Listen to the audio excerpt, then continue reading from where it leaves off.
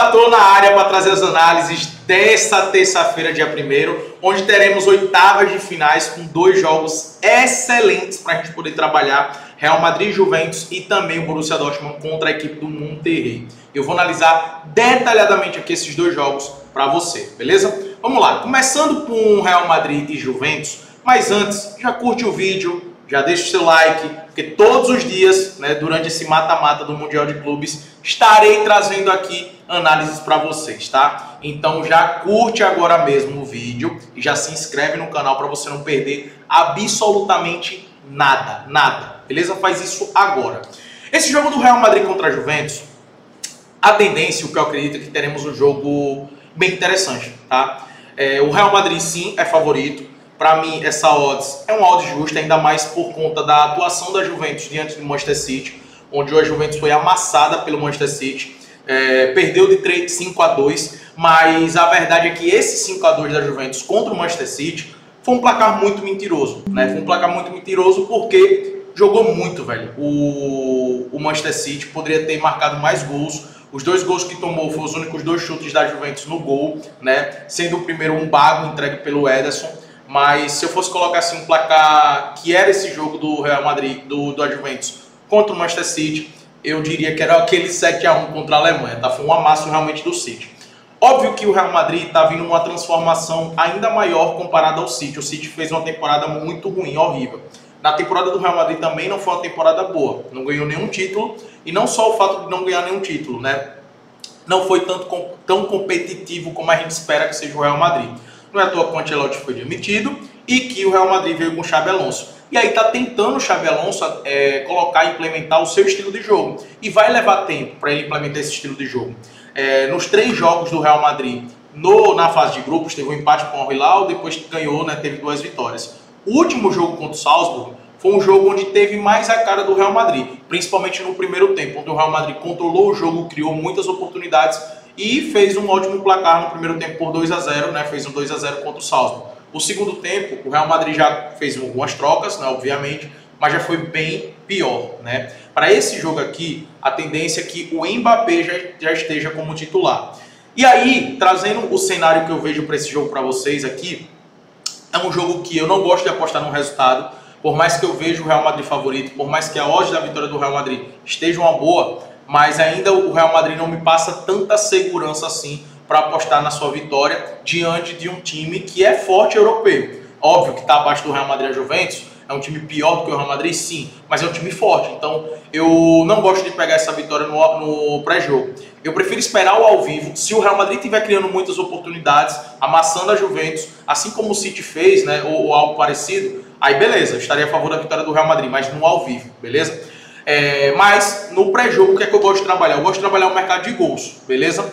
Acredito que vai ser um jogo favorável para o over 1,5, né? Aqui pagando em 22. Acredito que o gol no HT é algo que eu estarei de olho, pagando no ao vivo, né? E eu gosto desse ambos marcam, tá? Tá pagando em 75, tá pagando bem. Eu gosto desse ambos marcam porque a Juventus já se mostrou ser muito frágil defensivamente, mas o ataque consegue criar, consegue marcar gols. É óbvio que contra o City foi um jogo onde a Juventus praticamente não teve oportunidades, né? Teve o gol do Vlahovic, ali já quando o jogo o City já estava aplicando uma goleada, e teve aquele gol com a falha do Ederson, que foi um gol do empate.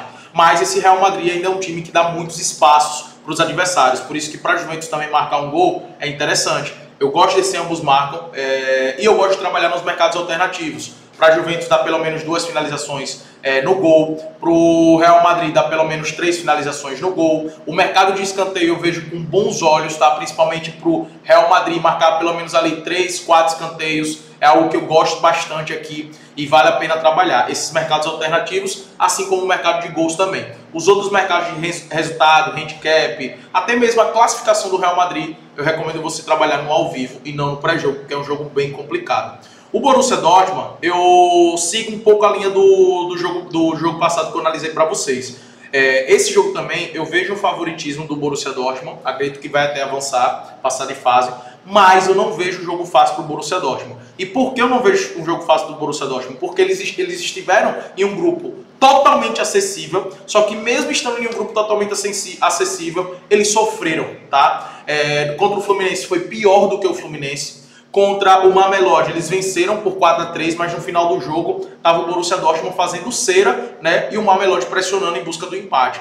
Não foi um jogo bom do Borussia. E contra o Sam, venceu por 1-0, teve inúmeras oportunidades, amassou o Sam, que já estava eliminado, mas só conseguiu marcar um gol. Então, o Borussia Dortmund, dentro dessa competição, de todos os europeus, tirando ali o Porto, para mim, e o Salzburg, né, obviamente, para mim foi o que mais me decepcionou, em termos de bola jogada mesmo, sabe? Porque o final da temporada do Borussia Dortmund foi um final de temporada excelente, mas esse início de Mundial não foi bom. Por isso que eu não confio aqui apostar na vitória do Borussia Dortmund no pré-jogo. Também estarei de olho no ao vivo. Lembrando, eles são favoritos? São, mas eu prefiro levar para o ao vivo, até porque o Monterrey fez bons jogos contra